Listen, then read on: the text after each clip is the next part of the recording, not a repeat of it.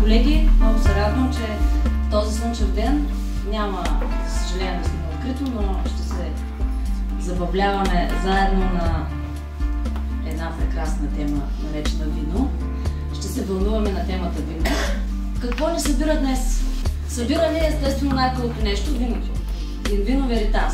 Казали се го много отдавна, мисля, че все още ни вълнува това нещо, наречено вино. Съдържанието, опаковката.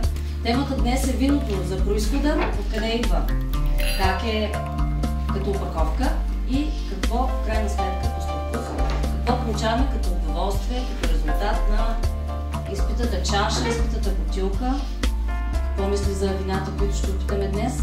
Имаме 19 вина, ще ги разглеждаме в 5 части по 4. Сега напоследък има една модерна дума, наречена майсторски клас, или те са думи. Днес не сме на такъв майсторски клас. Не сме семинарни. Здравейте, аз също така съм много горд, че съм така много приятно, че съм част от това събитие. След като от Пловдив днес дойдохме една част от групата при вас, значи ще ни бъде интересно. Да, в началото тук на Софийската група, което дойдохме за това събиране. То е вино, което е на границата между още малко материал, за да бъде едно вино, което да се запомня, да се така откроява. Виждаме как това вино няма този потенциал. Това вино има много потенциал и цвета го показва, че няма никакви нюанси на негативна еволюция, напротив, просто изключително жив и скрящ. Това е много добра бъчва, балансирана вкуса с бъчвата. Нещо, което много рядко се случва в енологичните практики. Тук колегите са го постигнали безупречно. Значи това в никакъв случай не е вино, което е за под 75 точки за мен. Аз нощи се легнах да се нарезни 93 точки. Така да се каже. Да, и германски. Хареса ми, че наистина много сочно и много кадифено, нищо не дразни, нищо не излиза да те пие, как да кажа, нито в носа, нито в тялото. Тъй като аз съм лично познавам с господин Парка, Робърт Парка, съм го срещал така някакъв път. Това наистина, нали? Не е лъжа. И аз скромен съм, да. И за много проблем. Нали, той е изключително скромен човек. Аз съм не толкова скромен, но той е много скромен.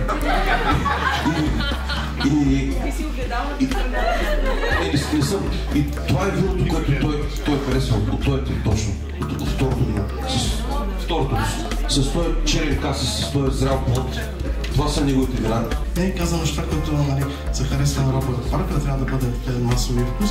Аз ще кажа, че моята оценка за първи път минава на 50 точки, 91 точки дадох. Може би много прибързано в първоначалната оценка на виното. Какво намерих в него? Една изключително комплексна дълбочина на вкуса. Съчетана с смола, с катран, с прахови нотки, които ми харесаха. Сега очаквам да чуя едно УУ, защото моята оценка е 8,4 и понеже аз не обичам прашните французойки, а тук има доста прах и пръс и нюанси, които на мене в аромата въобще не ми допадат. Мога да кажа, това за мен е най-хубавото вино. Тази беше пих. Виното ми определя един характер като на типично селско вино. Извинявам се за израза, може да спеша. Специално казват на телевизия. Ние от старата генерация сме така. Има този характер, който на мен лично не ми допада. Виното, моля малко, да обясним точно какви са характеристики на селското. Какво точно е селското на това вино? Това вино за мен няма стил, няма характер. Не може да впечатлиш, примерно, един консуматор с това вино. Благодаря на всички. Очаквам ви отново на следващите срещи, workshop, семинари и мастер-класове и така. Благодаря.